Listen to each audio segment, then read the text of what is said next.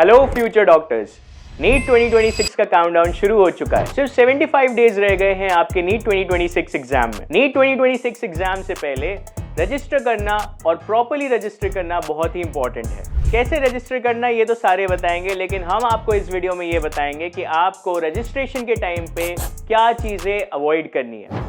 So in this video, we will talk about 5 major mistakes which you should be avoiding while filling the form for NEET 2026.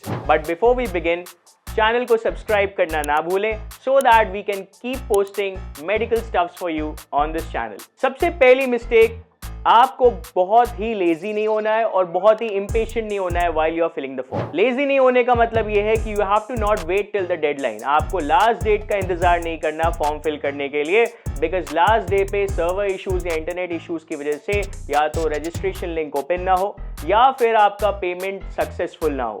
और impatient नहीं होने का मतलब ये है कि जब आपको फॉर्म मिले तो आपको रजिस्ट्रेशन से पहले गाइडलाइंस, इंफॉर्मेशंस एंड इंस्ट्रक्शंस को प्रॉपर्ली फॉलो करना है, प्रॉपर्ली पढ़ना है, समझकर और फिर फॉर्म फिल करना है। तो take an optimum time and then go for filling of the or registration of the NEET 2026 form. Second बात आपको जो ध्यान रखनी है वो ये है कि you have to enter the basic details properly. Basic details जैसे your name, your date of birth, your registered email ID and your phone number or contact number. These are the things which cannot be changed even during the correction. ये ऐसी चीजें हैं या ये ऐसे details हैं जिनको आप करेक्शन के टाइम पर भी चेंज नहीं कर सकते हैं।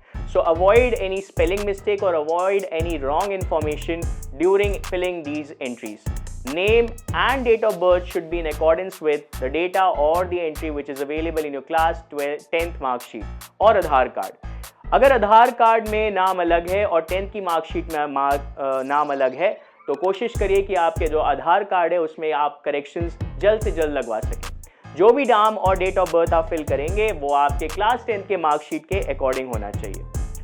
The third mistake that usually students do is filling the category.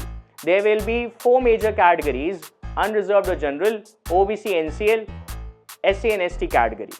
If you belong to the SC and ST category, you have to carry a caste certificate that is required for the counseling and admission process, and that is not mandatory to be the latest one. अगर आप OBC, NCL category या economically weaker section category को belong करते हैं तो आपके पास latest at least 1 year old caste certificate होना चाहिए ताकि आपका काउंसलिंग और एडमिशन प्रोसेस स्मूथ हो सके। And if you are from the unreserved or general category then you do not have to show or display any caste certificate or category certificate.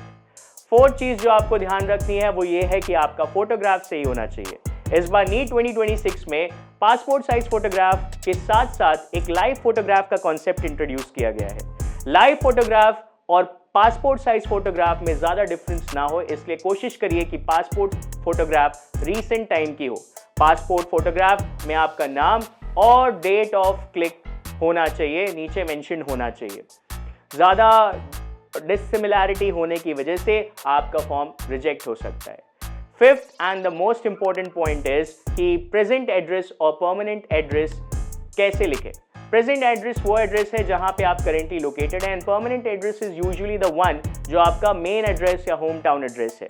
अगर आप चाहते हैं कि आपका एग्जाम सेंटर आपके प्रेजेंट एड्रेस पे हो तो आपको प्रेजेंट एड्रेस में आपका करंट लोकेशन फिल करना है। एग्जाम्पल ले लेते हैं, मान लीजिए मेरा घर लखनऊ में है और मैं दिल्ली में हूँ करंटली और मैं चाहता हूँ कि मैं अपना एग्जाम सेंटर दिल्ली रखूँ, तो मुझे प्रेजेंट एड्रेस में अपना दिल्ली का एड्रेस दिखाना पड़ेगा और परमानेंट एड्रेस में अपना लखनऊ का एड्रेस फिल करना पड़ेगा।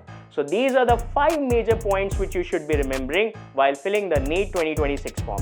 I'll revise all those points again. The first point that you have to be very cautious. You have to be neither lazy nor impatient while filling the form. Early submission और late submission दोनों ही हानिकारक हो सकता है। दूसरा point आपको जो ध्यान रखना है that you have to fill the basic details like name, date of birth, email ID and contact number properly. तीसरा पॉइंट जो आपको याद रखना है वो ये है कि आपको अपनी कैटेगरी अच्छे से मेंशन करनी है, सही मेंशन करनी है। If you are an unreserved or general category, then you do not have to mention any other category. But if you are from OBC, NCL category, economically weaker section category, SC or ST category, then you have to mention it and you have to make sure that you have the caste certificate or category certificate for it. चौथा point ये है कि आपका live photograph और passport size photograph में ज़्यादा difference ना हो। और पांचवा पॉइंट ये है कि अगर आप चाहते हैं कि आपका एग्जाम सेंटर आपके प्रेजेंट एड्रेस में हो या करंट एड्रेस में हो, तो प्रेजेंट एड्रेस में अपना करंट एड्रेस ही मेंशन करिए। आई होप ये इन्फॉर्मेशन आपके लिए बहुत हेल्पफुल रही होगी, जिससे आप जब रजिस्टर करें तो आपको कोई दिक्कत ना आए। स्टिल अगर आपको कोई क्वेरी एंड कंफ्यूजन आता है, you can contact us and you can consult our career team. Apart from this, do not forget to subscribe to Medical 360 so that we can keep bringing such amazing content related to medical field for you. All the best for your NEET exam. Go show how much you got. Thank you and have a nice day.